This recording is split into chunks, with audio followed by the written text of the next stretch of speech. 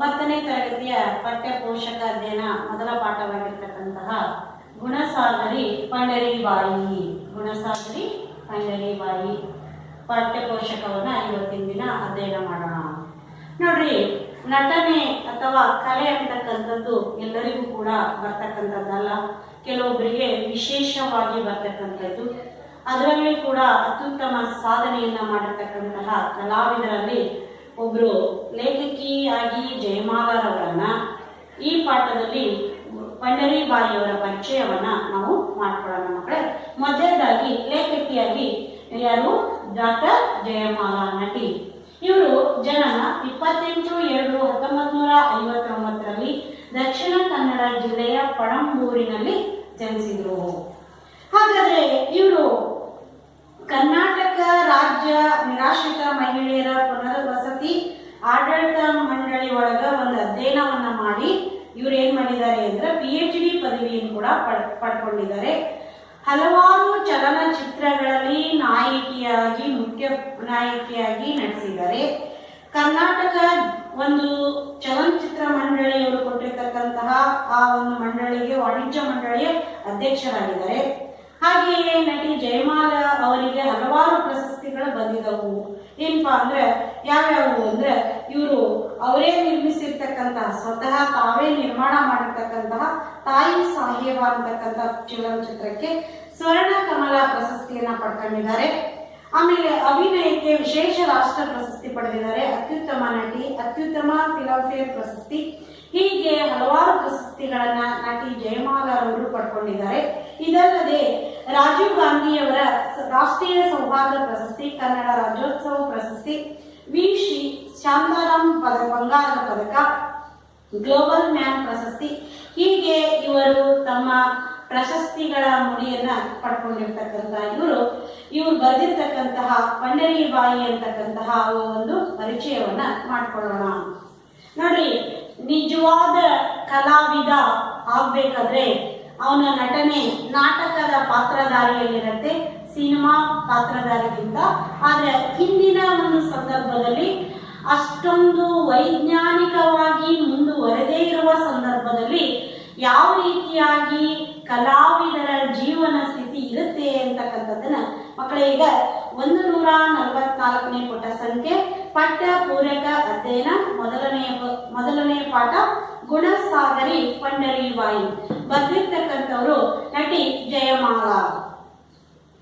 ಭಾರತೀಯ ಚಿತ್ರರಂಗವು ಎಂದೂ ಮರೆಯದ ನಟಿಯರಲ್ಲಿ ಪಂಡರೀಬಾಯಿಯು ಒಬ್ಬರು. ಈಕೆ ನಟಿ ಮಾತ್ರವಲ್ಲ, ಮಹಾನ್ ವ್ಯಕ್ತಿತ್ವ ಉಳ್ಳವರಾಗಿದ್ದರು. ಅವರ ಬದುಕು ಮೇಣದ ಬತ್ತಿಯ ರೂಪವನ್ನ ಹೋಲುತ್ತದೆ.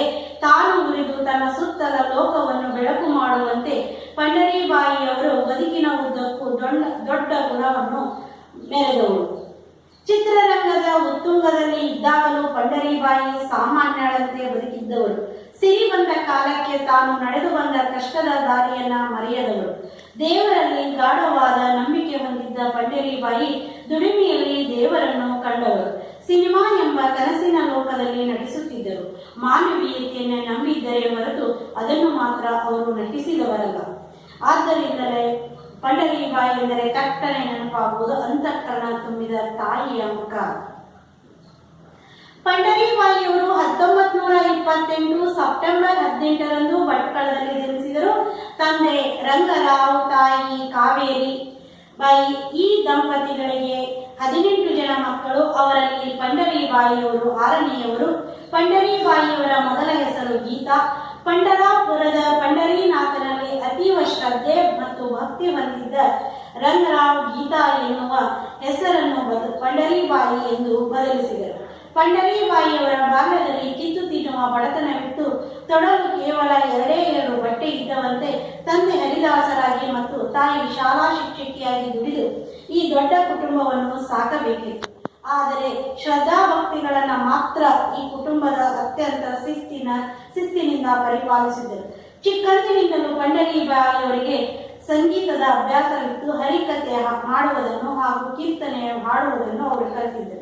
ಮನೆಯಲ್ಲಿ ಇದ್ದ ಸೃಜನಶೀಲ ವಾತಾವರಣ ಪಂಡರೀಬಾಯಿಯವರ ಕಲಾವಿದೆ ವ್ಯಕ್ತಿತ್ವವನ್ನು ರೂಪಿಸುವಲ್ಲಿ ಪ್ರಮುಖ ಪಾತ್ರ ವಹಿಸಿತ್ತು. ಇವಾಗ ನೋಡ್ರಿ, ಯಾವ ರೀತಿ ನಾವು ಚಿತ್ರರಂಗಕ್ಕೆ ಹೋದಾಗ ಅವರ ಪಾತ್ರವನ್ನು ನೋಡಿದಾಗ ಅವರು ತುಂಬ ಸುಖವಾಗಿದ್ದಾರೆ, ಸುಖ ಜೀವಿಗಳು ಅಂತ ನಾವೆಲ್ಲ ತಿಳಿದಿರ್ತೀವಿ ಮಕ್ಕಳೇ. ಆದರೆ ಅವ್ರ ಜೀವನದಲ್ಲಿ ಎಷ್ಟೊಂದು ನೋವುಗಳು ನಲಿವುಗಳು ಇರ್ತಾವೆ ಅನ್ನೋದು ನಮ್ಗೆ ಗೊತ್ತಾಗಿರಂಗಿಲ್ಲ. ಯಾಕಂದ್ರೆ ಪರದೆಯ ಮೇಲಿನ ಜೀವನಕ್ಕೂ ಪರದೆಯ ಹಿಂದಿನ ಜೀವನಕ್ಕೂ ತುಂಬ ವ್ಯತ್ಯಾಸ ಇರುತ್ತೆ. ಇವರು ಕೇವಲ ಪಂಡರೀಬಾಯಿಯವರು ಕೇವಲ ನಟಿ ಮಾತ್ರವಲ್ಲ, ಮಹಾನ್ ಅಂದ್ರೆ ಅತ್ಯಂತ ಶ್ರೇಷ್ಠವಾದ ವ್ಯಕ್ತಿತ್ವ ಉಳ್ಳವರಾಗಿದ್ದರು. ಜೀವನವನ್ನ ಮೇಣದ ಬತ್ತಿ ಹೇಗೆ ಕರಗುತ್ತೋ ಆ ರೀತಿಯಾಗಿ ತಾನು ಸುಟ್ಕೊಂಡು ಜಗತ್ತಿಗೆ ಬೆಳಕು ಕೊಡುವ ರೀತಿಯಲ್ಲಿ ಪಂಡರೀಬಾಯಿಯವರು ಕೂಡ ತಮ್ಮ ಜೀವನವನ್ನ ಅರ್ಪಿಸಿ ಬೆಳಕನ್ನ ಕೊಟ್ಟಿರ್ತಕ್ಕಂತಹ, ಅವರ ಬದುಕಿನುದ್ದಕ್ಕೂ ದೊಡ್ಡ ಗುಣದಿಂದಲೇ ಮೆರೆದಿರ್ತಕ್ಕಂಥವರು. ಅವರು ಕೇವಲ ನಟನೆ ಮಾಡೋದ್ರಲ್ಲಿ ಅಷ್ಟ ಜೀವನವನ್ನ ತುಂಬಾ ಸರಳವಾಗಿ ಯಾವಾಗಲೂ ಒಂದು ಚಿತ್ರರಂಗದಲ್ಲೂ ಕೂಡ ಅತ್ಯಂತ ಉನ್ನತವಾದ ಹುದ್ದೆಯಲ್ಲಿದ್ದಾಗಲೂ ಕೂಡ ಅವರು ಸಾಮಾನ್ಯರು ಹೇಗೆ ಬದುಕ್ತಾರೋ ಆ ರೀತಿಯಾಗಿರ್ತಕ್ಕಂತಹ ಜೀವನವನ್ನ ಒಂದು ಕಂಡಿರ್ತಕ್ಕಂಥದ್ದು. ನೋಡಿ, ಕೆಲವೊಬ್ಬರಿಗೆ ಅಲ್ಪನಿಗೆ ಐಶ್ವರ್ಯ ಬಂದ್ರೆ ಅರ್ಧ ರಾತ್ರಿಯಲ್ಲಿ ಛತ್ರಿ ಹಿಡಿದ್ನಂತೆ, ಆ ರೀತಿಯಾಗಿ. ಆದರೆ ಅವರು ಆ ರೀತಿಯಾಗಿರ್ಲಿಲ್ಲ. ಸಿರಿ ಬಂದ ಕಾಲಕ್ಕೆ ತಾನು ಬಂದಿರ್ತಕ್ಕಂತಹ, ತಾನು ನಡೆದು ಬಂದ ಕಷ್ಟದ ದಾರಿಯನ್ನ ಮರೆಯದವರು ಇವರು. ಏನಾಗುತ್ತಪ್ಪ ಅಂದ್ರೆ ನಾವೀಗ ಏನ್ ಮಾಡ್ತೇವೆ ಅಂದ್ರೆ ಸಿರಿವಂತಿಕೆ ಅಥವಾ ನಾವು ಉನ್ನತ ಹುದ್ದೆ ಹೋದ್ವಿ ಅಂದ್ರೆ ನಮ್ಮ ಹಿಂದಿನ ದಿನದ ಕಷ್ಟದ ದಿನಗಳನ್ನ ಅಥವಾ ಎಲ್ಲದನ್ನು ಕೂಡ ನಾವು ಮರೆತುಬಿಡ್ತೇವೆ ಸಾಮಾನ್ಯರಾದ್ರೆ. ಆ ಒಂದು ಪಂಡರೀಬಾಯಿಯವರು ಅವರು ಅದನ್ನು ಯಾವತ್ತೂ ಮರಿಲಿಲ್ಲ. ಅದರ ಜೊತೆಗೆ ತುಂಬಾ ದೈವ ಭಕ್ತಿ ಉಳ್ಳವರಾಗಿದ್ರು, ಬಹಳಷ್ಟು. ಅವರು ಎಷ್ಟು ದೇವರನ್ನ ನಂಬಿದ್ರು ಅಂದ್ರೆ ಅವರು ಮಾಡ್ತಕ್ಕಂತಹ ಕರ್ತವ್ಯದಲ್ಲಿ ಅಥವಾ ದುಡಿಮೆಯಲ್ಲಿ ದೇವರನ್ನ ಕಾಣ್ತಾ ಇದ್ರು. ಸಿನಿಮಾ ಎಂಬ ಕನಸಿನ ಲೋಕದಲ್ಲಿ ಕೂಡ ನಟಿಸ್ತಾ ಇದ್ರು. ಮಾನವೀಯತೆಯನ್ನ, ಮನುಷ್ಯತ್ವವನ್ನ ನಂಬಿದ್ರೆ ಹೊರತು ಅದನ್ನ ಚಲನಚಿತ್ರದಲ್ಲಿ ಮಾತ್ರ ನಟಿಸ್ತಾ ಇರಲಿಲ್ಲ ಅವರು. ಆದ್ರಿಂದಲೇ ನಮ್ಗೆ ಪಂಡರೀಬಾಯಿ ಅಂದ ತಕ್ಷಣನೇ ನೆನಪಾಗೋದು ಏನಪ್ಪಾ ಅಂದ್ರೆ ಅವರ ತಾಯಿ ಅಂತಃಕರಣ ತುಂಬಿರ್ತಕ್ಕಂತಹ ತಾಯಿಯ ಮುಖ, ಅಂತಃಕರಣ ತುಂಬಿರ್ತಕ್ಕಂತಹ ತಾಯಿಯ ಮುಖ. ಹಾಗಾದ್ರೆ ಇವ್ರು ಎಷ್ಟರಲ್ಲಿ ಜನಿಸಿದ್ರಪ್ಪ, ಇವ್ರ ತಂದೆ ತಾಯಿ ಯಾರು, ಇವ್ರ ಕೌಟುಂಬಿಕ ಜೀವನ ಹೇಗಿತ್ತು ಅನ್ನೋದನ್ನ ನೋಡೋಣ ಮಕ್ಕಳೀಗ. 1928 ಸೆಪ್ಟೆಂಬರ್ 18ರಂದು ಭಟ್ಕಳದಲ್ಲಿ ಜನಿಸಿದರು. ತಂದೆ ರಂಗರಾವ್, ತಾಯಿ ಕಾವೇರಿಬಾಯಿ. ಆಗ ನೋಡ್ರಿ, ಮಕ್ಕಳ ಸಂಖ್ಯೆ ಅವಾಗ ಜಾಸ್ತಿ ಇರ್ತಿತ್ತು. ಯಾಕೆ ಅಂದ್ರೆ ವೈಜ್ಞಾನಿಕವಾಗಿ ಇಷ್ಟೊಂದು ಮುಂದುವರೆದಿರಲಿಲ್ಲ. ಹಲವಾರು ದೊಡ್ಡ ದೊಡ್ಡ ಕಾಯಿಲೆಗಳಿಗೆ ಮಕ್ಕಳು ವಯಸ್ಸಿಗೆ ಬಂದು ಸಾಯ್ತಾ ಇದ್ರು. ಅದಕ್ಕೆ ಅವಾಗ ಏನ್ ಮಾಡ್ತಿದ್ರು ಅಂದ್ರೆ ಒಂದು ಗಾದೆ ಮಾತಿತ್ತು, ಮಕ್ಕಳನ್ನು ಪಡೆಯ ಕೈಲೆ ಜಾಸ್ತಿ ಪಡಿತಾ ಇದ್ರು, ಮಾಡ ಕೈಲೆ ರೊಟ್ಟಿನ ಜಾಸ್ತಿ ಮಾಡ್ತಾ ಇದ್ರು. ಆ ರೀತಿಯಾಗಿ ಮಾಡ್ತಾ ಇದ್ರು. ಅವರಲ್ಲಿ 18 ಜನ ಮಕ್ಕಳು. ಹಾಗಾದ್ರೆ ಪಂಡರೀಬಾಯಿ ಅವರ ಕುಟುಂಬ ನೋಡಿ, 18 ಜನ ಮಕ್ಕಳು. ಅದರೊಳಗೆ ಪಂಡರೀಬಾಯಿ ಅವರು ಎಷ್ಟನೇದವರಪ್ಪ, 6ನೇದವರು. ಇವರ ಮೊದಲ ಹೆಸರು ಗೀತಾ ಅಂತ ಇಟ್ಟಿದ್ರು. ಆದ್ರೆ ಅವ್ರ ತಂದೆ ಮತ್ತು ತಾಯಿಗೆ ಪಂಡರಾಪುರದ ಪಂಡರೀನಾಥನಲ್ಲಿ ಬಹಳ ಭಕ್ತಿ, ಶ್ರದ್ಧೆ. ಅವರನ್ನ ನೆನೆಸ್ಕೊಳ್ಳದೆ, ಅವರನ್ನ ನೆನಪು ಮಾಡ್ಕೊಳ್ಳದೆ ಅವ್ರು ಏನ್ ಮಾಡ್ತಿರ್ಲಿಲ್ಲ ಅಂದ್ರೆ ಬೇರೆ ಯಾವುದೇ ಕೆಲಸವನ್ನ ಪ್ರಾರಂಭ ಮಾಡ್ತಿರ್ಲಿಲ್ಲ. ಹಾಗಾಗಿ ಅವ್ರು ಏನ್ ಮಾಡಿದ್ರು ಅಂದ್ರೆ ಅವ್ರ ಮಗಳ ಹೆಸರನ್ನ ಗೀತಾ ಅನ್ನೋದನ್ನ ಬಿಟ್ಬಿಟ್ಟು ಇವ್ರು ಏನ್ ಮಾಡಿದ್ರು, ಪಂಡರೀಬಾಯಿ ಎಂದು ಬದಲಿಸಿದ್ರು. ಮಕ್ಕಳೇ, ಹಾಗಾದ್ರೆ ಪಂಡರೀಬಾಯಿ ಅವರು ಏನಾಯ್ತು, ಈಗ ಗೀತಾ ಬದಲಿಯಾಗಿ ಪಂಡರೀಬಾಯಿ ಅಂತ ನಾಮಕರಣ ಮಾಡಿಕೊಂಡ್ರು. ನೋಡಿ, ಅವಾಗ ಪಂಡರೀಬಾಯಿ ಅವರು ಬಾಲ್ಯದಲ್ಲಿರುವಾಗ ಬಹಳಷ್ಟು ಕಷ್ಟದ ಜೀವನವನ್ನ ಅನುಭವಿಸಿದ್ದಾರೆ. ಕೇವಲ ನೋಡ್ರಿ, ಮತ್ತೆ ಅಷ್ಟೊಂದು ಜನ ಮಕ್ಕಳಿದ್ದಾಗ ಎಷ್ಟು ದುಡಿದ್ರು ಕೂಡ ಸಂಪಾದನೆ ಸಾಲದು. ಕಿತ್ತು ತಿನ್ನುವ ಬಡತನ, ಎಷ್ಟು ಬಡತನ ಅಂದ್ರೆ ಅವ್ರಿಗೆ ನೋಡ್ರಿ ಹೆಚ್ಚಿನ ಬಟ್ಟೆಗಳು ಕೂಡ ಇರಲಿಲ್ಲ. 2 ಜೊತೆ ಬಟ್ಟೆ ಇದ್ವು. ತಂದೆ ಏನಾಗಿದ್ರು, ಹರಿದಾಸರಾಗಿ ವೃತ್ತಿಯನ್ನ ಮಾಡ್ತಾ ಇದ್ರು. ತಾಯಿ ಪ್ರಾಥಮಿಕ ಶಾಲಾ ಶಿಕ್ಷಕಿಯಾಗಿ ಕುಟುಂಬವನ್ನ ನಿರ್ವಹಿಸ್ತಾ ಇದ್ರು. ಆದ್ರೆ ಅವ್ರ ಮನೆಯಲ್ಲಿ ಶ್ರದ್ಧೆ ಮತ್ತು ಭಕ್ತಿಗೆ ಹೆಸರಾಗಿತ್ತು. ಅದರ ಜೊತೆಗೆ ಕುಟುಂಬದೊಳಗ ಶಿಸ್ತು ತುಂಬಾ ಇತ್ತು. ಪಂಡರೀಬಾಯಿಯವರಿಗೆ ಚಿಕ್ಕಂದಿನಿಂದಲೂ ಸಂಗೀತದ ಅಭ್ಯಾಸವಾಗಿತ್ತು. ಅವರು ಹರಿಕತೆ ಅಭ್ಯಾಸವನ್ನ ಮಾಡಿದ್ರು, ಕೀರ್ತನೆ ಹಾಡುವುದನ್ನು ಕಲಿತಿದ್ರು. ಇಂತಹ ಮನೆಯಲ್ಲಿರ್ತಕ್ಕಂತಹ ಒಳ್ಳೆಯ ವಾತಾವರಣದಲ್ಲಿ ಅವರು ಬೆಳೆದಿದ್ರಿಂದ ಕಲಾವಿದೆಯಾಗಿ ರೂಪುಗೊಳ್ಳೋದಕ್ಕೆ ಪ್ರಮುಖ ಪಾತ್ರ ವಹಿಸಿದ್ರು. ಹಾಗಾದ್ರೆ ಪಂಡರೀಬಾಯಿ ಅವರು ಎಷ್ಟರಲ್ಲಿ ಜನಿಸಿದ್ರು ಮಕ್ಕಳೇ, 1928 ಸೆಪ್ಟೆಂಬರ್ 18ರಂದು ಜನಿಸಿದ್ರು. ಅವರಿಗೆ ಅವ್ರ ತಂದೆ ರಂಗರಾವ್, ತಾಯಿ ಕಾವೇರಿ ಬಾಯಿ. ಪಂಡರಿ ಬಾಯಿಯವರ ಮೊದಲ ಹೆಸರೇನಾಗಿತ್ತಪ್ಪ? ಗೀತಾ. ಯಾಕೆ ಅವರನ್ನ ಪಂಡರಿ ಬಾಯಿ ಅಂತ ಬದಲಾವಣೆ ಮಾಡಿದ್ರು? ಪಂಡರಾಪುರದ ಪಂಡರೀನಾಥನಲ್ಲಿರ್ತಕ್ಕಂತಹ ಅವರ ಅತೀವ ಶ್ರದ್ಧೆ ಮತ್ತು ಭಕ್ತಿ ಅವರನ್ನ ಏನ್ ಮಾಡ್ತು ಅಂದ್ರೆ ಅವರ ಮಗಳ ಹೆಸರನ್ನ ಬದಲಾವಣೆ ಮಾಡ್ತು ಮಕ್ಕಳೇ. ಹಾಗಾದ್ರೆ ಅವ್ರ ತಂದೆ ಏನ್ ಕೆಲಸ ಮಾಡ್ತಾ ಇದ್ರಪ್ಪ? ಹರಿದಾಸರಾಗಿ ಸೇವೆಯನ್ನ ಸಲ್ಲಿಸ್ತಾ ಇದ್ರು. ಅವ್ರ ತಾಯಿ ಶಾಲಾ ಶಿಕ್ಷಕಿಯಾಗಿ ಸೇವೆಯನ್ನ ಸಲ್ಲಿಸ್ತಾ ಇದ್ರು. ಅವ್ರ ಬಾಲ್ಯ ಜೀವನ ಹೇಗಿತ್ತಪ್ಪ ಅಂದ್ರೆ ತುಂಬಾ ಕಷ್ಟದಿಂದ ಕೂಡಿತ್ತು. ಎಷ್ಟು ಕಷ್ಟದಿಂದ ಕೂಡಿತ್ತು ಅಂದ್ರೆ ನೋಡ್ರಿ, ಉಡೋದಕ್ಕೆ 2 ಜೊತೆ ಬಟ್ಟೆ ಇದ್ವು. ಇಷ್ಟೊಂದು ಅದ್ರ ಜೊತೆಗೆ ಅವ್ರ ಮನೆ ಒಳಗ ತಂದೆ ಹರಿ ಕಥೆಗಳನ್ನ ಆಮೇಲೆ ಭಕ್ತಿ ಗೀತೆ ಕೀರ್ತನೆಗಳನ್ನ ಹೇಳ್ತಾ ಇರೋದ್ರಿಂದ ಪಂಡರಿ ಬಾಯಿಯವರಿಗೆ ಹೊಸದಾಗಿರ್ತಕ್ಕಂಥ ವಾತಾವರಣ, ಒಳ್ಳೆಯ ವಾತಾವರಣ, ಕಲಾವಿದರಿಗೆ ಬೇಕಾಗಿರ್ತಕ್ಕಂತಹ ಎಲ್ಲ ವಾತಾವರಣ ಕೂಡ ಅಲ್ಲಿತ್ತು ಮಕ್ಕಳೇ. ಈಗ ಮುಂದಿನದನ್ನ ಮಹಾರಾಜರ ಆಳ್ವಿಕೆಯ ಕಾಲದಲ್ಲಿ ಮೈಸೂರು ಕಲಾವಿದರಿಗೆ ಪ್ರೋತ್ಸಾಹ ನೀಡುವ ಕೇಂದ್ರವಾಗಿತ್ತು. ತುತ್ತಿನ ಚೀಲ ತುಂಬಿಸುವ ಸಲುವಾಗಿ ರಂಗರಾವ್ ಕುಟುಂಬ 1940 ಸುಮಾರಿಗೆ ಮೈಸೂರಿಗೆ ಸ್ಥಳಾಂತರಗೊಂಡಿತು. ಆ ದಿನಗಳಲ್ಲಿ ಪಂಡರೀಬಾಯಿ ಬಾಲ್ಯ ಕಳೆದು ಯೌವನಕ್ಕೆ ಕಾಲಿಡುತ್ತಿದ್ದರು. ಪಂಡರೀಬಾಯಿಯವರ ಅಣ್ಣ ವಿಮಲಾನಂದ ಆದರ್ಶ ನಾಟಕ ಸಂಘ ಎಂಬ ನಾಟಕ ಕಂಪನಿ ಸ್ಥಾಪಿಸಿ ನಾಟಕಗಳನ್ನು ಪ್ರದರ್ಶನ ಮಾಡುವ ಮೂಲಕ ಕುಟುಂಬ ಪೋಷಣೆಯ ಹೊಣೆಯನ್ನು ನಿರ್ವಹಿಸುತ್ತಿದ್ದರು. ಈ ದಿನಗಳಲ್ಲಿ ಪಂಡರೀಬಾಯಿ ಮಹಾರಾಜರ ಸಮ್ಮುಖದಲ್ಲಿ ಕೀರ್ತನೆಯನ್ನು ಹಾಡಿ ಸೈ ಎನಿಸಿಕೊಂಡಿದ್ದರು. ಇಂತಹ ದಿನಗಳಲ್ಲಿ ಪಂಡರೀಬಾಯಿಯವರಿಗೆ ಆಕಸ್ಮಿಕವಾಗಿ ಮುದುಕನ ಮದುವೆ ನಾಟಕದಲ್ಲಿ ಬಣ್ಣ ಹಚ್ಚುವ ಸನ್ನಿವೇಶ ಎದುರಾಯಿತು. ಆದರ್ಶ ನಾಟಕ ಸಂಘ ಪ್ರದರ್ಶಿಸುತ್ತಿದ್ದ ನಾಟಕದಲ್ಲಿ ಅಭಿನಯಿಸುತ್ತಿದ್ದ ನಟಿ ಇನ್ನೇನು ನಾಟಕ ಆರಂಭಕ್ಕೆ ಅರ್ಧ ಗಂಟೆ ಬಾಕಿ ಇರುವಾಗ ಬರುವುದಿಲ್ಲ ಎಂಬ ವಾರ್ತೆ ಕಳಿಸಿದರು. ನಾಟಕದ ಟಿಕೆಟುಗಳು ಪೂರ್ತಿ ಮಾರಾಟವಾಗಿದ್ದವು. ನಾಟಕ ನಿಂತರೆ ಬಹುದೊಡ್ಡ ಕಷ್ಟಕ್ಕೆ ಕುಟುಂಬ ಸಿಕ್ಕಿಕೊಳ್ಳುತ್ತಿತ್ತು. ಆ ಪಾತ್ರವನ್ನ ತಂಗಿ ಪಂಡರೀಬಾಯಿ ಕೈಲಿ ಏಕೆ ಮಾಡಿಸಬಾರದು ಎಂಬ ಆಲೋಚನೆ ಅಣ್ಣ ವಿಮಲಾನಂದನಿಗೆ ಬಂದಿತು.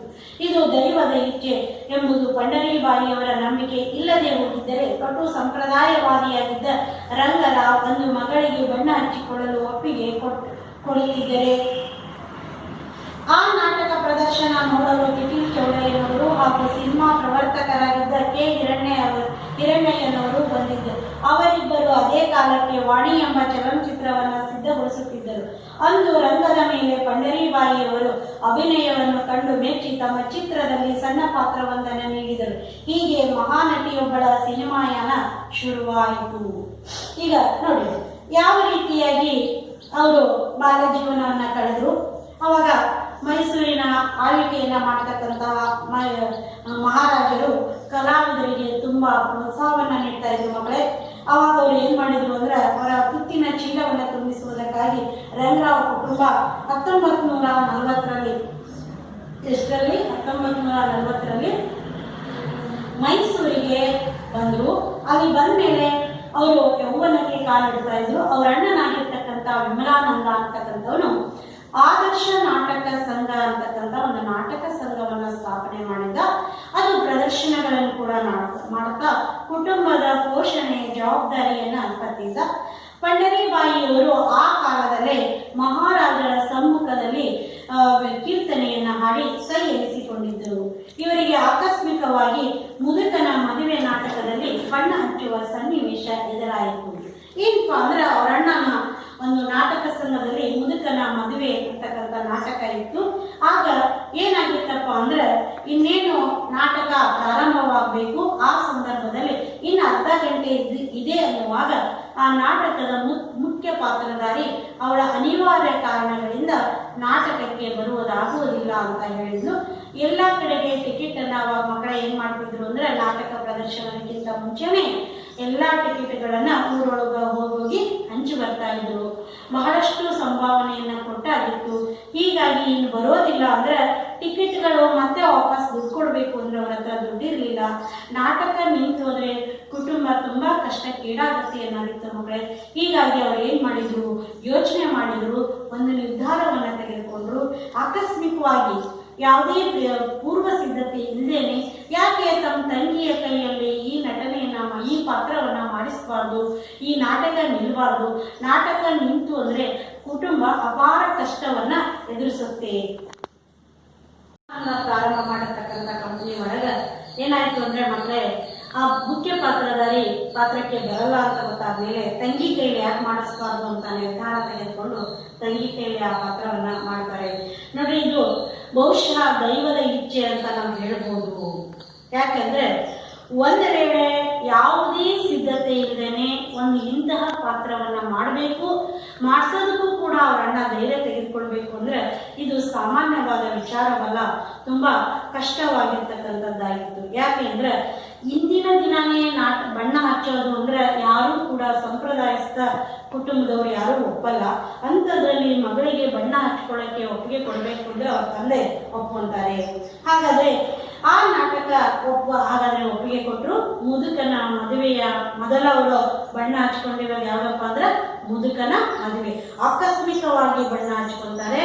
ಅವರ ಅಣ್ಣನ ಎಲ್ಲರ ಒಂದು ಕುಟುಂಬವನ್ನ ರಕ್ಷಣೆ ಮಾಡಬೇಕು ಅಂತ. ಇನ್ನ ನಾಟಕ ಪ್ರದರ್ಶನ ನೋಡಲು ಹೋಗಿರ್ತಕ್ಕಂಥ ಪಿಟೀಲು ಚೌಡಯ್ಯ ಹಾಗೂ ಸಿನಿಮಾ ಪ್ರವರ್ತಕರಾಗಿದ್ದ ಮಾಸ್ಟರ್ ಹಿರಣ್ಣಯ್ಯ ಅವರು ಬಂದಿದ್ರು. ಅವರು ಕೂಡ ಅವರಿಬ್ರು ಸೇರಿ ಅವಾಗ ಒಂದು ವಾಣಿ ಅಂತಕ್ಕಂತಹ ಚಲನಚಿತ್ರವನ್ನ ಸಿದ್ಧ ಮಾಡ್ತಾ ಇದ್ರು.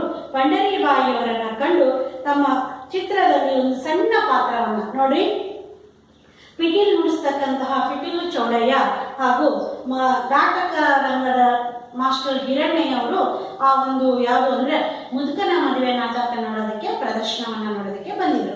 ಅದಕ್ಕೆ ಏನ್ ಮಾಡಿದ್ರು ಮಕ್ಕಳೇ ಅಂದ್ರೆ, ಈ ನಾಟಕ ನೋಡಿದ ಮೇಲೆ ಪಂಡರೀಬಾಯಿಯವರ ಅಭಿನಯವನ್ನ ನೋಡ್ಬಿಟ್ಟು ಮೆಚ್ಚಿ ತಮ್ಮ ಅವರೊಂದು ವಾಣಿ ಅಂತಕ್ಕಂತಹ ಚಲನಚಿತ್ರವನ್ನ ಪ್ರಾರಂಭ ಮಾಡಬೇಕು ಅಂತ ಇದ್ರು.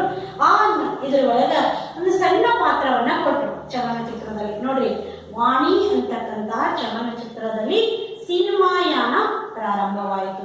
ಮೊದಲ ಬಣ್ಣ ಹಚ್ಚಿದ್ದು ಮುದುಕನ ಮದುವೆ ಅಂತಕ್ಕಂತಹ ನಾಟಕದಲ್ಲಿ. ಈಗ ಮುಂದಿನ ನೋಡೋಣ ಮಕ್ಕಳೇ, ಯಾವ ರೀತಿ ಇವರು ಚಲನಚಿತ್ರಕ್ಕೆ ಕಾಲಿಟ್ರು ಅಂತಕ್ಕಂಥದ್ದನ್ನು. ವಾಣಿ ಚಿತ್ರದಲ್ಲಿ ಪಂಡರೀಬಾಯಿ ಅವರ ನಟನ ಪ್ರತಿಭೆಯ ಲೋಕದೆದುರು ಅನಾವರಣಗೊಂಡಿತು. ಆಮೇಲೆಯೂ ಅವರಿಗೆ ಅವಕಾಶಗಳು ಹುಡುಕಿಕೊಂಡು ಬರಲಿಲ್ಲ.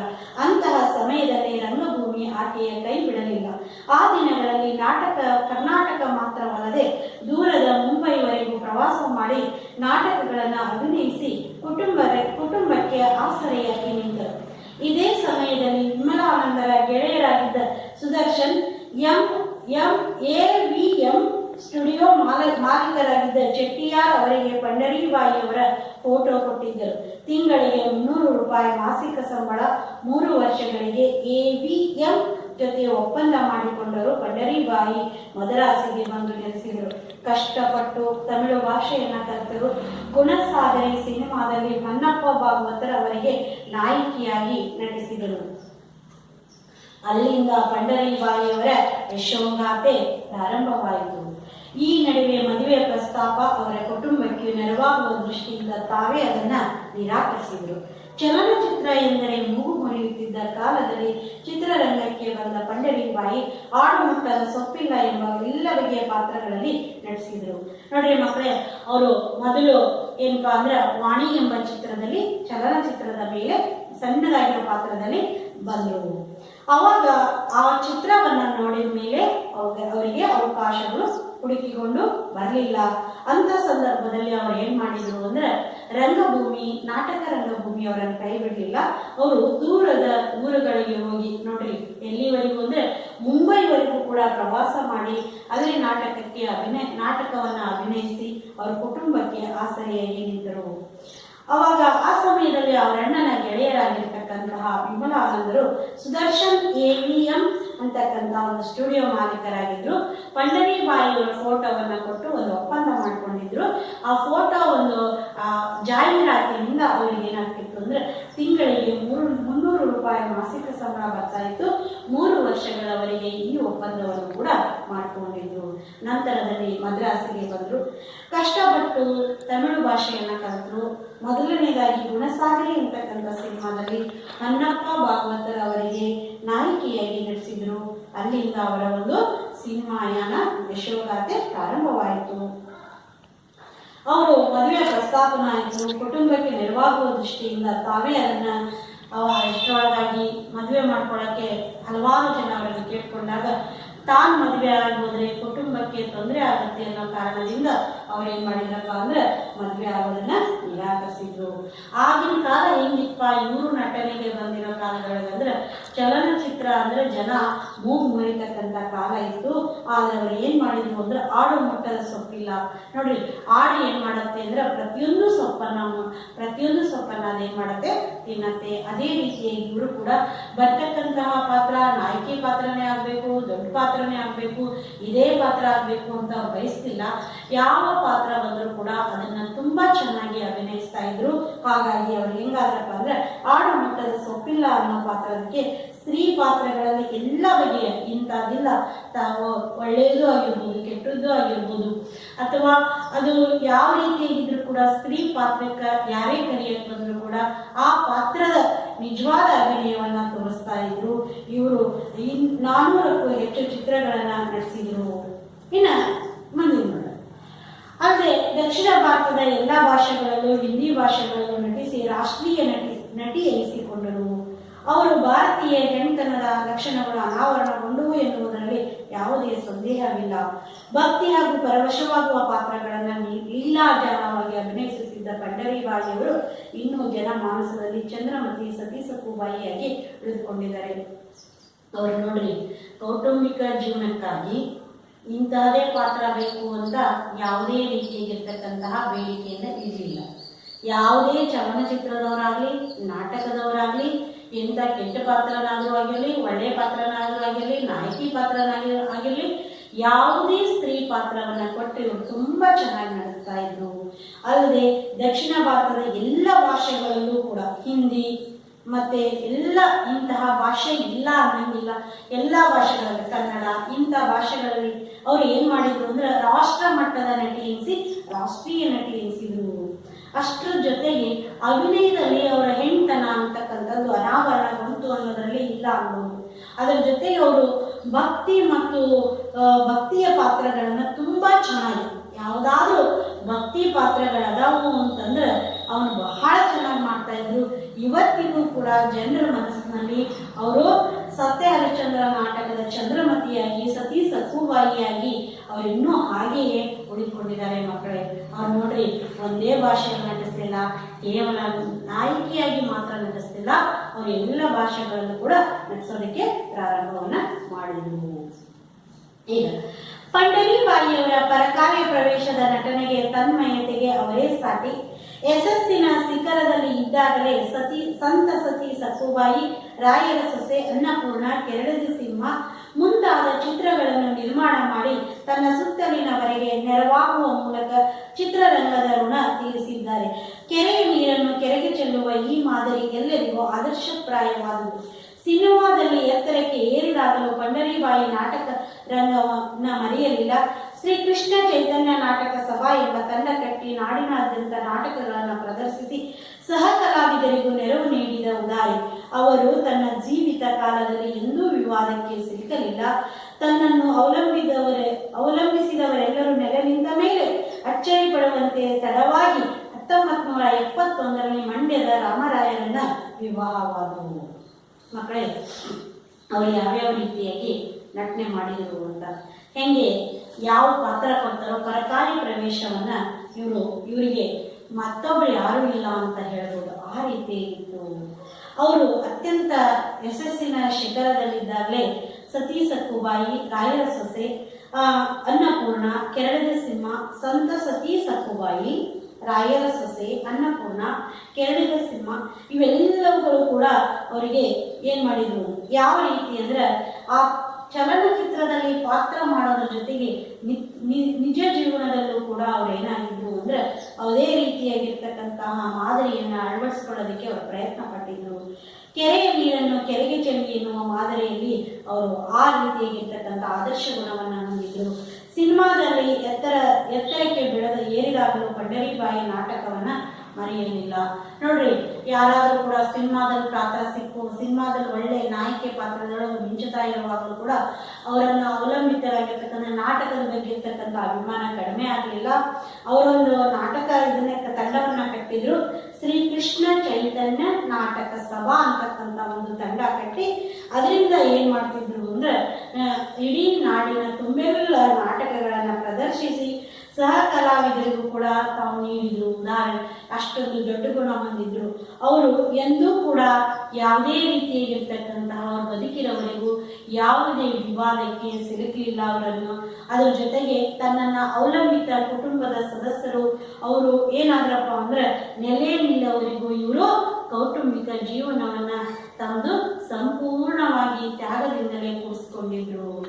ಈಗ ಏನಾಯ್ತಪ್ಪ ಅಂದ್ರೆ ಆ ನಂತರದಲ್ಲಿ ಎಲ್ಲರೂ ಆಶ್ಚರ್ಯಪಟ್ಟರು, ಎಷ್ಟು ತಡವಾಗಿ ಮದುವೆ ಆಗ್ತಾ ಇದ್ದಾರೆ ಇವರು ಅಂದ್ರೂ ಕೂಡ ಎಷ್ಟರಲ್ಲಿ ಅಂದ್ರೆ 1971ರಲ್ಲಿ ಮಂಡ್ಯದ ರಾಮರಾಯರನ್ನ ವಿವಾಹವಾದರು. ಈಗ ಮುಂದಿನ ನೋಡೋಣ. ಕನ್ನಡ ಚಿತ್ರರಂಗದ ಮೇರು ನಟರಾದ ಡಾಕ್ಟರ್ ರಾಜ್ಕುಮಾರ್ ಹಾಗೂ ತಮಿಳಿನ ಅದ್ಭುತ ಪ್ರತಿಭೆ ಶಿವಾಜಿ ಗಣೇಶನ್ ನಟಿಸಿದ ಮೊದಲ ಚಿತ್ರಗಳ ನಾಯಕಿ ಪಂಡರೀಬಾಯಿ ಎನ್ನುವುದು ಬಹುದೊಡ್ಡ ಗೌರವ. ಇವರಿಗೆ ಸಂದ ಪ್ರಶಸ್ತಿಗಳು ಪಂಡರೀಬಾಯಿ ಅವರ ಸಾಧನೆಯನ್ನು ಸಾರಿ ಹೇಳುತ್ತವೆ. 1965ರಲ್ಲಿ ಸತ್ಯ ಹರಿಶ್ಚಂದ್ರದ ಚಿತ್ರದ ಚಂದ್ರಮತಿ ಪಾತ್ರದ ನಟನೆಗಾಗಿ ರಾಷ್ಟ್ರೀಯ ಶ್ರೇಷ್ಠ ನಟಿ ಪ್ರಶಸ್ತಿಯನ್ನು ಅಂದಿನ ಪ್ರಧಾನಮಂತ್ರಿ ಶ್ರೀಮತಿ ಇಂದಿರಾ ಗಾಂಧಿಯವರಿಂದ ಪಡೆದರು. ಅದೇ ವರ್ಷ ತಮಿಳುನಾಡು ಸರ್ಕಾರ ಪಂಡರೀಬಾಯಿಯವರಿಗೆ ಕಲೈಮಾಮಣಿ ಪ್ರಶಸ್ತಿಯನ್ನು ಕೊಟ್ಟು ಗೌರವಿಸಿತು. ಕರ್ನಾಟಕ ಸರ್ಕಾರ 1994ರಲ್ಲಿ ರಾಜ್ಯೋತ್ಸವ ಪ್ರಶಸ್ತಿಯನ್ನು, 95ರಲ್ಲಿ ರಾಜಕುಮಾರ್ ಪ್ರಶಸ್ತಿಯನ್ನು ನೀಡಿ ಗೌರವಿಸಿತು. ಇವರಿಗೆ 2000ರಲ್ಲಿ ಜೀವಮಾನ ಸಾಧನೆಗಾಗಿ ಫಿಲ್ಮ್ ಫೇರ್ ಪ್ರಶಸ್ತಿಯನ್ನು ಪಡೆದರು. ಬಂದದ್ದು ಬರಲಿ ಭಗವಂತನ ದಯೆ ಇರಲಿ ಎಂಬ ತತ್ವದಲ್ಲಿ ನಂಬಿಕೆ ಇರಿಸಿದ್ದ ಪಂಡರೀಬಾಯಿ ಅವರು 1994ರಲ್ಲಿ ರಸ್ತೆ ಅಪಘಾತದಲ್ಲಿ ಒಂದು ಕಾಲು ಕಳೆದುಕೊಂಡರು. ಈ ಘಟನೆಯಿಂದ ಎದೆಗುಂದದೆ ತಮ್ಮ ನಟನೆಯ ಕಾಯಕವನ್ನು ಮುಂದುವರಿಸಿದ್ದು ಅವರ ಜೀವನದ ಪ್ರೀತಿಗೆ ಸಾಕ್ಷಿಯಾಗಿದೆ. ಪ್ರತಿಭೆ, ಅಂತಃಕರಣ ಮತ್ತು ಹೃದಯ ಶ್ರೀಮಂತಿಕೆ ಒಬ್ಬರಲ್ಲೇ ನೆಲೆಗೊಳ್ಳುವುದು ಅಪರೂಪ. ಅಂತಹ ಅಪರೂಪ ಕಲಾವಿದೆ ಪಂಡರೀಬಾಯಿ ಅವರು 29/1/2002ರಲ್ಲಿ ನಿಧನರಾದರು. ಕಲಾ ರಸಿಕರ ಮನಸ್ಸಿನಲ್ಲಿ ಎಂದೆಂದಿಗೂ ಅಮರರಾದರು. ಈಗ ನೋಡ್ರಿ, ಅವರು ಬಹಳ ತಡವಾಗಿ ಮದುವೆ ಆದರು. ಎಷ್ಟರಲ್ಲಿ ಅಂದ್ರೆ 1971ರಲ್ಲಿ. ಅವ್ರು ನೋಡ್ರಿ ಸಿನಿಮಾ ಸೇರಿದ್ರು ಅಂದ ತಕ್ಷಣ ನಾಟಕವನ್ನ ಮರೀಲಿಲ್ಲ. ಸಿನಿಮಾ ಸೇರಿದ್ರ ಈಗ ನೋಡ್ರಿ ನಮ್ಗೆ ಏನಾರ ಒಂದ್ ಸ್ವಲ್ಪ ಅಧಿಕಾರ ಬದಲಾವಣೆ ಬಂತು ಅಂದ್ರೆ ನಾವ್ ಏನ್ ಮಾಡ್ತೇವೆ, ಜನಸಾಮಾನ್ಯರು ಬದಲಾವಣೆಯನ್ನ ಹೊಂದ್ತೀವಿ. ಆದ್ರೆ ಅವ್ರು ಮಾತ್ರ ಏನಾಗ್ಲಿಲ್ಲ, ಬದಲಾವಣೆಯನ್ನ ಹೊಂದಿಲ್ಲ. ಅದ್ರ ಜೊತೆಗೆ ಒಂದು ನಾಟಕ ತಂಡವನ್ನ ಕಟ್ಟಿ ನಾಡಿನಾದ್ಯಂತ ಒಂದು ಏನ್ ಮಾಡಿದ್ರು, ನಾಟಕವನ್ನ ಪ್ರದರ್ಶನ ಮಾಡಿದ್ರು. ಅವ್ರು ಎಂದೂ ಕೂಡ ಜೀವಿತದ ಕಾಲದೊಳಗ ವಿವಾದಕ್ಕೆ ಸಿಲುಕಲಿಲ್ಲ. ಈಗ ನೋಡ್ರಿ, ಕೆಲವೊಬ್ರು ಏನಾಗ್ತಾರೆ ಅಂದ್ರೆ ಯಾವ್ಯಾವುದೋ ವಿವಾದಗಳಲ್ಲಿ ಈಗಾಗಲೇ ಮಕ್ಕಳೇ ನೋಡ್ತಾ ಇದೀರಿ, ಹಲವಾರು ಹಗರಣಗಳಲ್ಲಿ ಕೆಲವೊಬ್ರು ಇದಕ್ಕೆ ಹೇಳ್ತಾ ಇದಾರೆ. ಅವರು ಹೆಂಗಿದ್ರಪ್ಪ ಅಂದ್ರೆ ನಟನೆ ಒಂದೇ ಅವರ ಬದುಕು ಅನ್ನೋ ರೀತಿ ಒಳಗ ಇದ್ರು. ಇನ್ನು ಕನ್ನಡದ ಚಿತ್ರರಂಗದ ಶ್ರೇಷ್ಠ ನಟರಾಗಿರ್ತಕ್ಕಂತಹ ರಾಜಕುಮಾರ್, ತಮಿಳಿನ ಅದ್ಭುತ ಪ್ರತಿಭೆಯಾಗಿರ್ತಕ್ಕಂಥ ಶಿವಾಜಿ ಗಣೇಶ್ ರವರ ಚಿತ್ರಗಳಲ್ಲಿ, ಮೊದಲ ಚಿತ್ರಗಳಲ್ಲಿ ನಾಯಕಿ ಪಂಡರೀಬಾಯಿ ಅನ್ನೋದು ಬಹು ದೊಡ್ಡ ಗೌರವ. ಏನಪ್ಪಾ ಅಂದ್ರೆ ಎಷ್ಟು ಯಾವ ರೀತಿಯಾಗಿ ನೋಡಿ, ನಮ್ಮ ಕನ್ನಡ ನಾಡಿನಲ್ಲಿ ಶ್ರೇಷ್ಠರಾಗಿರ್ತಕ್ಕಂತಹ ಕರ್ನಾಟಕ ರತ್ನ ಪ್ರಶಸ್ತಿ ಪಡೆದಿರ್ತಕ್ಕಂಥ ಡಾಕ್ಟರ್ ರಾಜ್ಕುಮಾರ್ ಅವರ ಮತ್ತು ತಮಿಳಿನ ಅದ್ಭುತ ಪ್ರತಿಭೆಯಾಗಿರ್ತಕ್ಕಂಥ ಶಿವಾಜಿ ಗಣೇಶ್ ಅವರಿಗೆ ಅವರು ನಟಿಸಿರ್ತಕ್ಕಂಥ ಮೊದಲ ಚಿತ್ರಗಳ ನಾಯಕಿಯಾಗಿ ಯಾರು ಆಯ್ಕೆಯಾಗಿದ್ರಪ್ಪ, ನಟಿ ಪ್ರಾಯರು ಪಂಡರೀಬಾಯಿ ಅವರು. ಇವರಿಗೆ ಇವರ ಸಾಧನೆಯನ್ನು ಗುರುತಿಸಿ ಹಲವಾರು ಪ್ರಶಸ್ತಿಗಳು ಇವರಿಗೆ ಬಂದವು. ನೋಡಿ ಎಷ್ಟರಲ್ಲಿ ಅಂದ್ರೆ 1965ರಲ್ಲಿ ಸತ್ಯ ಹರಿಶ್ಚಂದ್ರ ಚಿತ್ರದ ಚಂದ್ರಮತಿ ನಟನೆ ಪಾತ್ರಕ್ಕೆ ರಾಷ್ಟ್ರೀಯ ಶ್ರೇಷ್ಠ ನಟಿ ಪ್ರಶಸ್ತಿಯನ್ನ ಅಂದಿನ ಪ್ರಧಾನಮಂತ್ರಿಗಳಾಗಿರ್ತಕ್ಕಂಥ ಶ್ರೀಮತಿ ಇಂದಿರಾ ಗಾಂಧಿಯವರಿಂದ ಪಡೆದರು. ಅದೇ ವರ್ಷ ತಮಿಳು ಸರ್ಕಾರ ಅವರಿಗೆ ಕಲೈಮಾಮಣಿ ಅಂತಕ್ಕಂಥ ಪ್ರಶಸ್ತಿಯನ್ನು ಕೊಟ್ಟು ಗೌರವಿಸಿತು. ಅನಂತರ ಕರ್ನಾಟಕ ಸರ್ಕಾರ ಅವರಿಗೆ 1994ರಲ್ಲಿ ರಾಜ್ಯೋತ್ಸವ ಪ್ರಶಸ್ತಿ ಕೊಟ್ಟು 95ರಲ್ಲಿ ಡಾಕ್ಟರ್ ರಾಜ್ಕುಮಾರ್ ಪ್ರಶಸ್ತಿಯನ್ನು ನೀಡಿ ಗೌರವಿಸಿತು. ಇವರಿಗೆ 2000ರಲ್ಲಿ ಜೀವಮಾನ ಸಾಧನೆಗಾಗಿ ಫಿಲ್ಮ್ ಫೇರ್ ಪ್ರಶಸ್ತಿಯನ್ನು ಕೂಡ ಇವರು ಪಡೆದುಕೊಂಡ್ರು. ಅವ್ರ ಜೀವನ ಶೈಲಿ ಹೆಂಗಿತ್ತಪ್ಪ ಅಂದ್ರೆ, ಹೆಂಗಾದ್ರೂ ಬರ್ಲಿ, ಜೀವನ ಬಂದದ್ದು ಬರ್ಲಿ, ಭಗವಂತನ ದಯೆ ಇರಲಿ, ಏನಾದ್ರೂ ಬರ್ಲಿ ಅದಕ್ಕಿರ್ಲಿ ಅನ್ನುವ ತತ್ವದಲ್ಲಿ ಇದ್ರು ಇವರು. 1994 ರಸ್ತೆ ಅಪಘಾತದಲ್ಲಿ ಒಂದು ಕೈ ಕಳೆದುಕೊಂಡ್ರು. ಈ ಘಟನೆಯಿಂದ ಅವ್ರು ಏನಾಗ್ಲಿಲ್ಲ ಅಂದ್ರೆ ನೋಡ್ರಿ 94ರೊಳಗೆ ಒಂದು ರಸ್ತೆ ಅಪಘಾತದ ರಸ್ತೆದೊಳಗೆ ಹೋಗ್ಬೇಕಾದ್ರೆ ಒಂದು ಕೈ ಏನ್ ಮಾಡ್ಕೊಂಡ್ಬಿಟ್ರು, ಮುರ್ಕೊಂಡ್ಬಿಟ್ರು. ಆದ್ರೂ ಕೂಡ ಅವ್ರ ಜೀವನದೊಳಗೆ ಎದೆ ಕುಂದಿಲ್ಲ. ಅಂತಹ ಒಂದು ಪ್ರೀತಿ ಏನಪ್ಪಾ ಅಂದ್ರೆ ತಮ್ಮ ಕಾಯಕ ಅಂದ್ರೆ ನಟನೆ ಅಂತ ತಿಳ್ಕೊಂಡು ಅವ್ರ ಜೀವನವನ್ನ ಅವಾಗಲೂ ಕೂಡ ಅವ್ರು ಭಯಗೊಳ್ಳಿಲ್ಲ, ಅಸಹ್ಯ ಇದ್ರು, ತೊಂದರೆ ಮಾಡ್ಕೊಳ್ಳಿಲ್ಲ, ಸಮಾಧಾನದಿಂದಲೇ ಜೀವನವನ್ನ ಅತ್ಯಂತ ಪ್ರತಿಭೆಯಿಂದ ಅವ್ರು ಯಾವ ರೀತಿ ಇದ್ರಪ್ಪ ಅಂದ್ರೆ ಈ ರೀತಿ ಇರ್ತಕ್ಕಂತಹ ನಟನೆ ಮತ್ತು ಆಮೇಲೆ ನಿಜ ಜೀವನದಲ್ಲಿ ಇರ್ತಕ್ಕಂತಹ ಅಪರೂಪದ ವ್ಯಕ್ತಿ ಅಂತ ಹೇಳ್ಬೋದು. ಇವರು ನಮ್ಮನ್ನು ಬಿಟ್ಟು 29/1/2002 ನಿಧನರಾದರು. ಇವತ್ತಿಗೂ ಕೂಡ ಕಲಾ ರಸಿಕರಲ್ಲಿ ಅವರು ಅಮರರಾಗಿದ್ದಾರೆ ಮಕ್ಕಳೇ. ಪಂಡರೀಬಾಯಿಯವರ ಅಣ್ಣ ಆಗಿರ್ತಕ್ಕಂತಹ ವಿಮಲಾನಂದ ಸ್ಥಾಪಿಸಿದ ನಾಟಕ ಕಂಪನಿ ಹೆಸರೇನಪ್ಪ ಏನು ಅಂದ್ರೆ ಆದರ್ಶ ನಾಟಕ ಸಂಘ ಅಂತಕ್ಕಂಥ ಕಂಪನಿಯನ್ನ ಪ್ರದರ್ಶನ ಏನ್ ಮಾಡಿದ್ರು, ಸ್ಥಾಪಿಸಿದ್ರು. ಪಂಡರೀಬಾಯಿಯವರು ಮೊದಲು ಬಣ್ಣ ಹಚ್ಚಿದ ನಾಟಕ ಯಾವುದು ಮಕ್ಕಳೇ? ಪಂಡರೀಬಾಯಿಯವರು ಮೊದಲು ಬಣ್ಣ ಹಚ್ಚಿದ ನಾಟಕ ಮುದುಕನ ಮದುವೆ. ಹಾಗಾದ್ರೆ ಪಂಡರೀಬಾಯಿಯವರು ಬಣ್ಣ ಹಚ್ಚಲು ಕಾರಣ ಏನಪ್ಪ ಮಕ್ಕಳೇ? ಪಂಡರೀಬಾಯಿಯವರು ಬಣ್ಣ ಹಚ್ಚೋದಕ್ಕೆ ಮುದುಕನ ಮದುವೆ ನಾಟಕದ ಪ್ರದರ್ಶನ ನಡಿಬೇಕು ಅನ್ನೋದ್ರಲ್ಲಿ ಇನ್ನು ಅರ್ಧ ಗಂಟೆ ಇರುವಾಗ ಆ ಪಾತ್ರಧಾರಿ ಬರಲಿಲ್ಲ. ಆವಾಗ ಟಿಕೆಟ್ಗಳೆಲ್ಲ ಕೊಟ್ಟಾಗಿತ್ತು, ಕುಟುಂಬ ಕಷ್ಟಕ್ಕೆ ಬೀಳ್ತೈತಿ ಅಂತ ತಿಳ್ಕೊಂಡು ಏನ್ ಮಾಡಿದ್ರು, ನಾಟಕವನ್ನ ಪ್ರದರ್ಶನ ಬಣ್ಣ ಹಚ್ಚೋದಕ್ಕೆ ಪ್ರಾರಂಭ ಮಾಡಿದ್ರು. ಮೊದಲ ಚಿತ್ರ ನಟ ಯಾವುದರಲ್ಲಿ ನಟಿಸಿದ್ರಪ್ಪ ಇವರು ಪಂಡರೀಬಾಯಿಯವರು? ವಾಣಿ ಚಿತ್ರದಲ್ಲಿ ಸಣ್ಣದಾಗಿರ್ತಕ್ಕಂತಹ ಪಾತ್ರವನ್ನ ಮಾಡಿದ್ರು. ಇವರು ಮೊದಲು ನಾಯಕಿಯಾಗಿ ನಟಿಸಿದ್ದ ಯಾವನಪ್ಪ ಅಂದ್ರೆ ಗುಣಸಾಗರಿ ಅಂತಕ್ಕಂತಹ ತಮಿಳು ಚಲನಚಿತ್ರ. ಅಲ್ಲಿಂದ ಚಲನಚಿತ್ರ ಒಂದು ಹೇಗೆ ಪಾತ್ರಗಳನ್ನ ಆಯ್ಕೆ ಮಾಡಿಕೊಡ್ತಾ ಇದ್ರು ಮಕ್ಕಳೇ ಇವರು ಅಂದ್ರೆ ಯಾವುದೇ ಸ್ತ್ರೀ ಪಾತ್ರವಾಗಿರಲಿ, ಯಾವ ಪಾತ್ರ ಹೆಚ್ಚು ಯಾವ ಪಾತ್ರ ಕಡಿಮೆ ಅಥವಾ ಈ ಪಾತ್ರ ದೊಡ್ಡದು ಈ ಪಾತ್ರ ಚಿಕ್ಕದು ಅನ್ನೋ ಮನೋಭಾವ ಇವರಿಗೆ ಇರಲಿಲ್ಲ ಮಕ್ಕಳೇ. ಹಾಗಾಗಿ ಇವ್ರಿಗೆ ಏನಂತ ಕರಿತಿದ್ರು ಅಂದ್ರೆ ಆಡು ಮುಟ್ಟದ ಸೊಫಿಲ್ಲ ಅಂತ ಇವ್ರನ್ನ ಕರೀತಾ ಇದ್ರು. ಇವರು ರಾಷ್ಟ್ರೀಯ ನಟಿ ಕೂಡ ಅನಿಸ್ಕೊಂಡ್ರು. ಅದರ ಜೊತೆಗೆ ಭಕ್ತಿ ಪಾತ್ರಗಳನ್ನು ತುಂಬಾ ಚೆನ್ನಾಗಿ ಮಾಡ್ತಾ ಇದ್ರು ಮಕ್ಕಳೇ.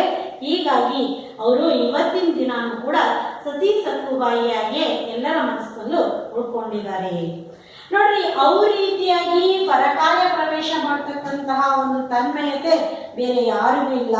ರಾಯರ ಸೊಸೆ, ಅನ್ನಪೂರ್ಣ, ಕೆರಳಿದ ಸಿಂಹ ಇತ್ಯಾದಿ. ಅದ್ರ ಜೊತೆಗೆ ಅವರು ಸಿನಿಮಾ ರಂಗದಲ್ಲಿ ಕಾಲಿಟ್ಟ ಮೇಲೂ ಕೂಡ ನಾಟಕವನ್ನ ಬಿಡಲಿಲ್ಲ. ಹಾಗಾಗಿ ಅವರದೇ ಆಗಿರ್ತಕ್ಕಂತಹ ಒಂದು ನಾಟಕವನ್ನ ಕಟ್ಕೊಂಡಿದ್ರು. ಆ ನಾಟಕ ತಂಡದ ಹೆಸರೇನು ಮಕ್ಕಳೇ? ಶ್ರೀಕೃಷ್ಣ ಚೈತನ್ಯ ನಾಟಕ ಸಭಾ ಅಂತಕ್ಕಂಥದ್ದು.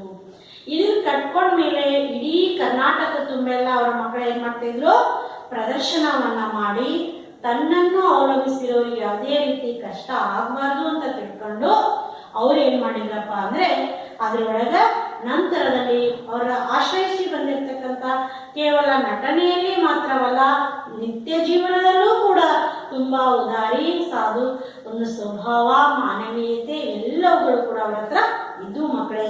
ಹಾಗಾಗಿನೇ ತಮ್ಮನ್ನ ಅವಲಂಬಿಸಿರೋರ ಜವಾಬ್ದಾರಿಯನ್ನ ನಿಭಾಯಿಸಿದ ಮೇಲೆ ಜೀವನಕ್ಕೊಬ್ರು ಕೌಟುಂಬಿಕ ಜೀವನವನ್ನ ಪ್ರವೇಶ ಮಾಡಬೇಕು ಅಂತ ತಿಳ್ಕೊಂಡು, ಜೀವನಕ್ಕೊಬ್ರು ಆಧಾರವಾಗಿರ್ಬೇಕು ಅಂತ ತಿಳ್ಕೊಂಡು 1971ರಲ್ಲಿ ಇವರು ಏನ್ ಮಾಡಿದ್ರು, ರಾಮರಾಯರು ಅಂತಕ್ಕಂಥವರನ್ನ ವಿವಾಹವಾದರು. ಅನಂತರದಲ್ಲಿ ಮಕ್ಕಳೇ ನೋಡಿ, ಅವರಿಗೆ ಬಂದಿರತಕ್ಕಂಥ ಪ್ರಶಸ್ತಿಗಳ ಸುರಿಮಳೆ. 1965ರಲ್ಲಿ ಸತ್ಯ ಹರಿಶ್ಚಂದ್ರ ಚಿತ್ರಕ್ಕೆ ರಾಷ್ಟ್ರೀಯ ಶ್ರೇಷ್ಠ ನಟಿ ಅಂತಕ್ಕಂಥ ಪ್ರಶಸ್ತಿಯನ್ನ ಪಡ್ಕೊಂಡ್ರು. ಅದೇ ವರ್ಷ 1965ರಲ್ಲಿ ತಮಿಳುನಾಡು ಸರ್ಕಾರ ಮಕ್ಕಳಿಗೆ ಏನ್ ಮಾಡ್ತು, ಕಲೈ ಮಾಮಣಿ ಅಂತಕ್ಕಂಥ ಪ್ರಶಸ್ತಿಯನ್ನ ಕೊಡ್ತು. 1994ರಲ್ಲಿ ರಾಜ್ಯೋತ್ಸವ ಪ್ರಶಸ್ತಿಯನ್ನ ಪಡ್ಕೊಂಡ್ರು. 1995ರಲ್ಲಿ ರಾಜ್ಕುಮಾರ್ ಪ್ರಶಸ್ತಿಯನ್ನ ಪಡ್ಕೊಂಡ್ರು. 2000ರಲ್ಲಿ ಇವರು ಏನ್ ಮಾಡಿದ್ರು, ಜೀವಮಾನದ ಸಾಧನೆಗಾಗಿ ಫಿಲ್ಮ್ ಫೇರ್ ಪ್ರಶಸ್ತಿಯನ್ನು ಕೂಡ ಇವರು ಮಕ್ಕಳೇ ಪಡ್ಕೊಂಡ್ರು. ಇನ್ನ ಅವರು ಜೀವಮಾನ ಈ ರೀತಿಯಾಗಿ ಅವ್ರು ಯಾವ ತತ್ವದ ಅಡಿಯಲ್ಲಿ ಬದುಕ್ತಾ ಇದ್ರು ಅಂದ್ರೆ, ಬಂದದ್ದು ಬರಲಿ ಭಗವಂತನ ದಯೆ ಇರಲಿ ಎಂಬ ನಂಬಿಕೆಯಲ್ಲಿ ಇದ್ರು ಮಕ್ಕಳೇ. ಆದ್ರೆ ಇಂತಹ ಸಂದರ್ಭದಲ್ಲಿ ಅವ್ರಿಗೆ ಏನಾಯ್ತು ಅಂದ್ರೆ ರಸ್ತೆ ಅಪಘಾತದಲ್ಲಿ ಅವರಿಗೆ ಒಂದು ಕೈಯನ್ನು ಕಳೆದುಕೊಂಡ್ರು. ಕೈ ಕಳೆದುಕೊಂಡ ಮೇಲೂ ಕೂಡ ಅವರು ಯಾವುದೇ ರೀತಿಯಾಗಿರ್ತಕ್ಕಂತಹ ಎದೆ ಗೊತ್ತಿಲ್ಲ, ಬಂದ್ವತ್ತು ಬರಲಿ, ಭಗವಂತನ ದಯೆ ಇರಲಿ ಅಂತ. ಆಮೇಲೆ ಬದುಕಿರೋವರೆಗೂ ಯಾವುದೇ ರೀತಿಯಾಗಿರ್ತಕ್ಕಂತಹ ವಿವಾದಕ್ಕೆ ಅವ್ರು ಸಿಲುಕಲಿಲ್ಲ ಮಕ್ಕಳೇ. ಹಾಗಾಗಿ ಬಹುಶಃ ಈ ರೀತಿಯಾಗಿರ್ತಕ್ಕಂತಹ ಅವರ ನಟನೆಯೇ ಅವರ ಕಾಯಕ ನಟನೆ. ಆ ನಂತರದಲ್ಲಿ ಪ್ರೀತಿ ಸಾಕ್ಷಿಯಾಗಿ ಪ್ರತಿಭೆ, ಅಂತಃಕರಣ ಮತ್ತು ಹೃದಯ ಶ್ರೀಮಂತಿಕೆ ಒಬ್ಬರಲ್ಲೇ ನೆಲೆಗೊಳ್ಳುವುದು ಅತ್ಯಂತ ಅಪರೂಪ ಅಂತಕ್ಕಂಥದ್ದು ಪಂಡರೀಬಾಯಿಯವರು. 29/1/2000 ಅಪರೂಪದ ಒಂದು ಕಲಾವಿದೆಯನ್ನ ನಾವು 2002ರಲ್ಲಿ ಕಳೆದುಕೊಂಡು ಮಕ್ಕಳೇ. ಇದನ್ನ ನಾಳೆ ದಿನ ಬರ್ಬೇಕಾದ್ರೆ ಏನ್ ಮಾಡ್ಬೇಕು, ಈ ಪಾಠವನ್ನು ಓದ್ಕೊಂಡು ಇಲ್ಲಿರ್ತಕ್ಕಂಥ ಒಂದು ವಾಕ್ಯದಲ್ಲಿರೋ ಪ್ರಶ್ನೆಗಳಿಗೆ ನೋಡ್ರಿ, ಇವು ಪ್ರಶ್ನೆಗಳು ಅರ್ಥ ಆಗ್ತಾವ ಇಲ್ಲ ನೋಡ್ರಿ. 1ನೇ ಪ್ರಶ್ನೆ ಈಗಾಗಲೇ ಹೇಳಿದ್ದೀನಿ. ಮೊದಲೇ ಪ್ರಶ್ನೆ, ಪಂಡರೀಬಾಯಿ ಅವರ ತಂದೆ ತಾಯಿ ಹೆಸರೇನು? ರಂಗರಾವ್ ಮತ್ತು ಯಾರಪ್ಪ ಅವರ ತಾಯಿ ಹೆಸರು? ಕಾವೇರಿ ಬಾಯಿ. ಎರಡನೇದು, ಅವರ ಪಂಡರೀಬಾಯಿ ಅವರು ನಟಿಸಿದ ಚಿತ್ರದ ಮೊದಲ ಚಿತ್ರದ ಹೆಸರೇನು? ವಾಣಿ. ಪಂಡರೀಬಾಯಿ ಅವರು ನಾಟಕ ರಂಗಕ್ಕೆ ಪ್ರವೇಶಿಸಬೇಕಾಗಿ ಬಂದದ್ದು ಯಾಕೆ? ಆ ನಾಯಕಿ ಬರೋದಿಲ್ಲ ಅನ್ನೋ ವಾರ್ತೆ ಬಂದಿರೋದ್ರಿಂದ. ಪಂಡರೀಬಾಯಿ ಅವರಿಗೆ ಜೀವಮಾನ ಸಾಧನೆಗಾಗಿ ಯಾವ ಪ್ರಶಸ್ತಿಯನ್ನು ನೀಡಲಾಗಿದೆ? ಜೀವಮಾನದ ಸಾಧನೆಗಾಗಿ ಫಿಲಂ ಫೇರ್ ಪ್ರಶಸ್ತಿಯನ್ನು ನೀಡಲಾಗಿದೆ. ಇವತ್ತಿಗೂ ಕೂಡ ಪಂಡರೀಬಾಯಿ ಅವರು ಯಾರ ಮನಸ್ಸಿನಲ್ಲಿ ಅಮರರಾದರೂ? ಜನರ ಮನಸ್ಸಿನಲ್ಲಿ. ಪಂಡರೀಬಾಯಿ ಅವರು ಬಣ್ಣ ಹಚ್ಚಲು ಕಾರಣವೇನಪ್ಪ ಅಂದ್ರೆ, ಅನಿವಾರ್ಯವಾಗಿ ಕುಟುಂಬದ ಸ್ಥಿತಿ ಕಷ್ಟಕ್ಕೆ ಸಿಲುಕ್ತತಿ ಅನ್ನೋ ಕಾರಣದಿಂದಾಗಿ ಅವರು ಬಣ್ಣವನ್ನ ಹಚ್ಚಿದ್ರು. ಅವ್ರ ಮೊದಲ ಹೆಸರು ಏನಪ್ಪ? ಗೀತಾ. ನಂತರದಲ್ಲಿ ಅವ್ರ ತಂದೆ ಪಂಡರೀನಾಥನಲ್ಲಿ ಇಟ್ಟಿರ್ತಕ್ಕಂಥ ಅಪಾರವಾದ ಒಂದು ಭಕ್ತಿಯಿಂದ ಅವ್ರು ಏನ್ ಮಾಡಿದ್ರು, ಅವರಂಗೆ ಪಂಡರೀಬಾಯಿ ಅಂತ ಹೆಸರು.